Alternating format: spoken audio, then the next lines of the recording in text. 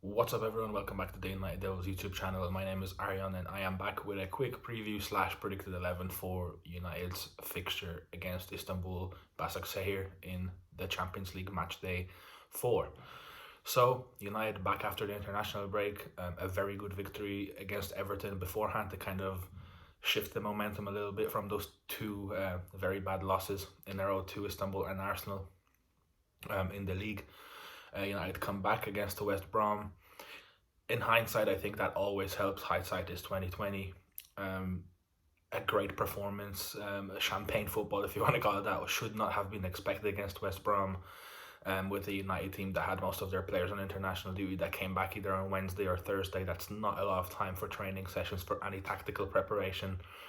That's really just come back, get tested for COVID, of course, get back to the training ground, try to recover a little bit still from the internationals, and really just get together as a group and do some strength and conditioning, I believe, more than anything. So the club kind of went into that West Brom game at Old Trafford desperately needing a win, needing 3 points, the first 3 points in the league at home, and to just kind of get that W on the board and get 2 consecutive wins in the league for the first time this season and start building that momentum brick by brick. And I think that's what happened.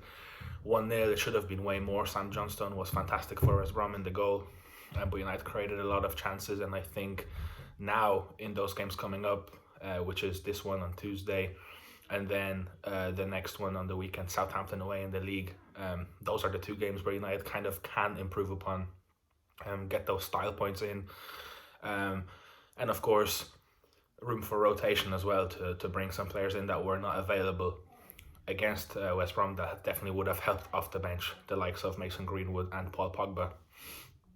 So I think, as I said, all in all, that victory against West Brom was very good. It was 3 points. It was a clean sheet. It was a solid defensive performance. It was encouraging going forward. And now it's time to improve upon that and go into this Istanbul game and definitely get revenge for that awful performance from before the break in Turkey.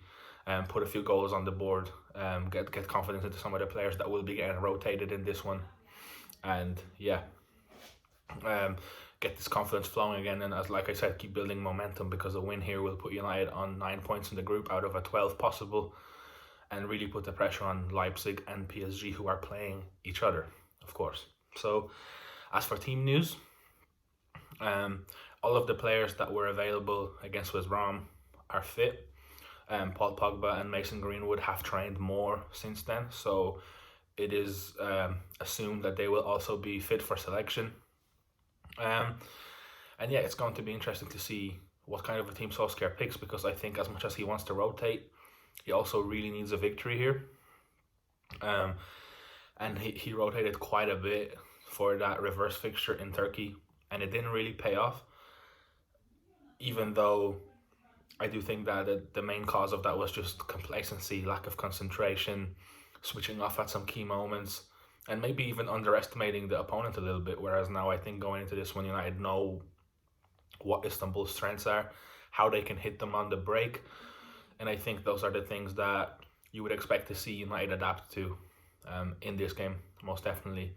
And I think that we have seen in some of the worst performances by United this season, the Nemanja Matic was that lone CDM, the deepest, with 2 more attacking players in front of him. And I think we've seen now that he just doesn't have the legs to play that position and to be the lone cover for 2 very offensive-minded midfielders. So I do think that if United opt to play attacking today, say in a 4-3-3 or maybe even in a diamond, I would not expect Nemanja Matic to be starting as the lone sitting midfielder. So into my predicted 11, I do think Dean Henderson will get back into goal for this one. David De Gea, of course, very good performances in the league. 2 clean sheets in the last 4, I believe, in the league. So now Dean Henderson's, I think it's definitely going to be his turn against lesser opposition, even though United did lose, of course. The next 2 games are against Leipzig and PSG, which, of course, De Gea started in the first fixture, so I think that will be restored moving forward.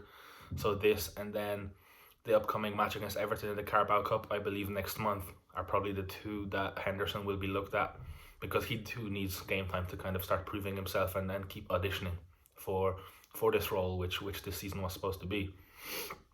So I would be almost 90% sure that he will start. Although, judging by Solskjaer's comments in the press conferences, it shouldn't be too surprising if we see De Gea again in there, just for that, I don't know, maybe stability, because he's in good form. Let him keep riding that good form. But I would expect Dean Henderson to come right back in for this Champions League fixture. In the back four, I expect a couple of changes. I think Aaron Wan-Bissaka and Harry Maguire will be the two that stay, partly because of a lack of options at right back, and then a lack of options at centre back as well. I think rotation is key on that position, and I think Victor Lindelof is the one that needs the rotation more because of a ongoing injury that he has had since prior to the international break. It definitely carried over into the international break. We saw him struggle for Sweden, although he played quite a lot, and he played very well against West Brom there for 90 minutes. Excuse me. So I would expect him to, I think, sit with this one out and let Axel Tuanzebe get back into the lineup, like was the case last time in Turkey, where Maguire and Tuanzebe had that unfortunate partnership. And I think Tuanzebe will be keen to kind of avenge that game that was full of mistakes by United's back four, and that kind of, in the way, cost United the game. So I do think that those two will be reunited, as, like I said, it's key to rotate, and Victor Lindelof has become very important this season.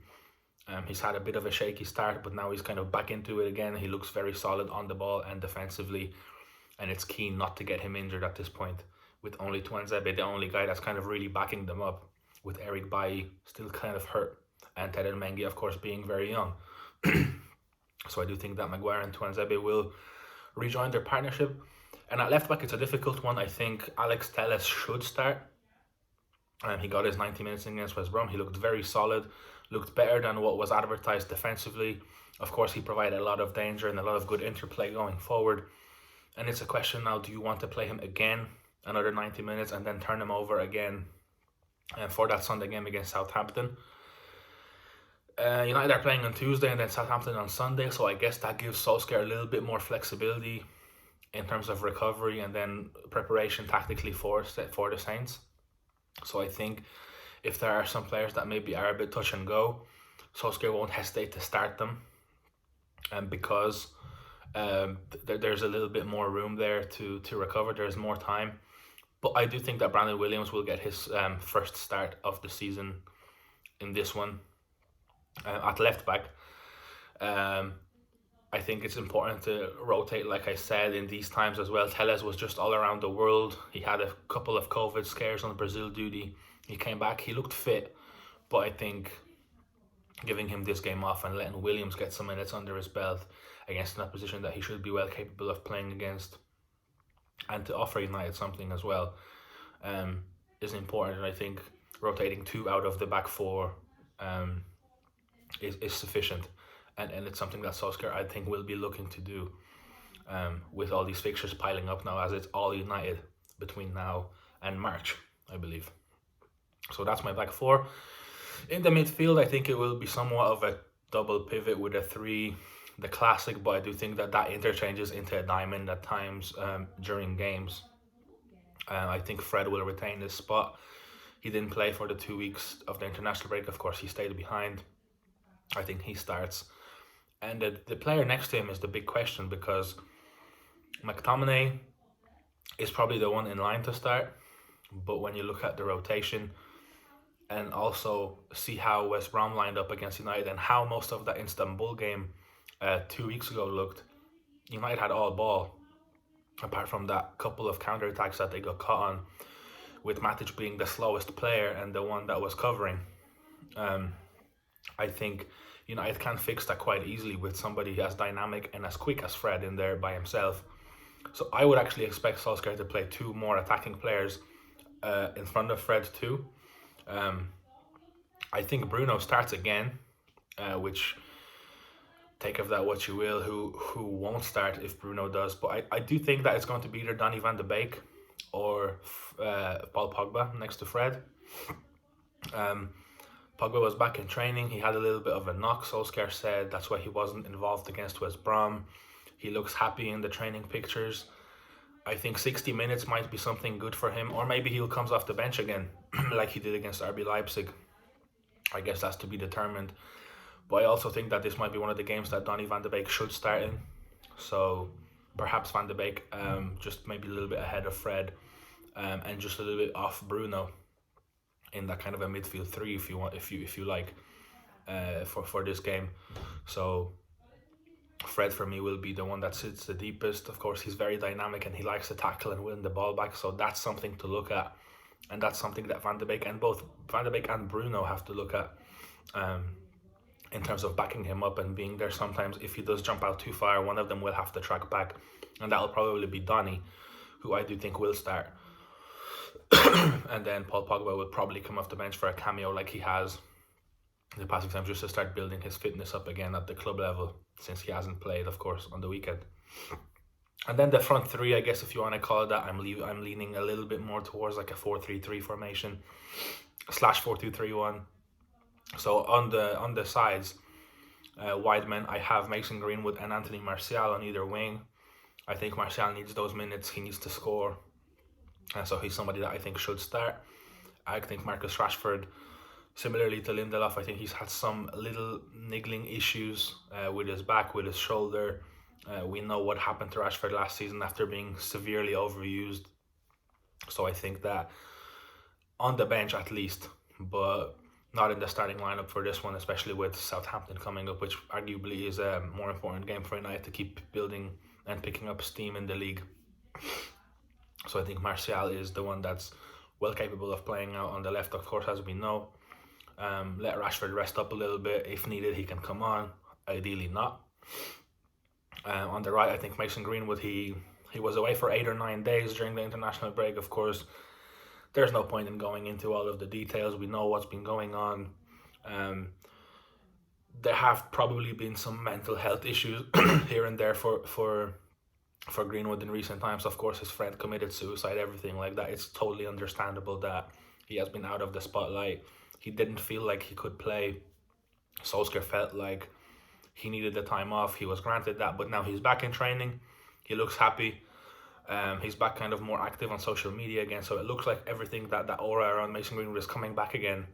And now after having maybe 4 or 5 days in training, I think he will be ready to start and maybe get 60 minutes under his belt against an opposition that, of course, he is well capable of playing against and scoring against. So I think he will get his start. And then up front, I think Edinson Cavani will come in and make his second Champions League start for the club.